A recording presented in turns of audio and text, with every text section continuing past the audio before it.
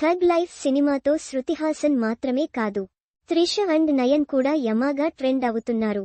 శృతి పాట పాడారు, ఆ పాట గురించి మాట్లాడారు కాబట్టి ట్రెండింగ్ ఓకే. త్రిష అందులో యాక్ట్ చేశారు కాబట్టి ఓకే. మరి నయనతార ప్రస్తావన ఎందుకొచ్చినట్టు? Come on let's watch. థగ్ లైఫ్లో త్రిష షుగర్ బేబీ అంటూ స్టెప్పులేసిన తీరు చూసి వింటేజ్ పొన్ను ఈజ్ బ్యాక్ అని అనుకున్నారు. థగ్ లైఫ్ సినిమాతో శృతి హాసన్ మాత్రమే కాదు, త్రిష అండ్ నయన్ కూడా యమాగా ట్రెండ్ అవుతున్నారు. శృతి పాట పాడారు, ఆ పాట గురించి మాట్లాడారు కాబట్టి ట్రెండింగ్ ఓకే. త్రిష అందులో యాక్ట్ చేశారు కాబట్టి ఓకే. మరి నయనతార ప్రస్తావన ఎందుకొచ్చినట్టు? Come on let's watch.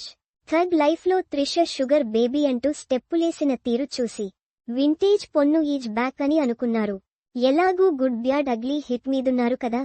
Tug life కూడా ఆ సక్సెస్ స్ట్రీక్ ని కంటిన్యూ చేస్తుందని భావించారు జనాలు. కాకపోతే అనుకున్నదొకటి అయిందొకటి. థగ్ లైఫ్లో త్రిష రోల్ మీద ట్రోల్ స్టార్ట్ అయింది. కొన్ని సన్నివేశాల్లో త్రిష హద్దు మీద అందాల ప్రదర్శన చేశారనే టాక్ వైరల్ అవుతోంది.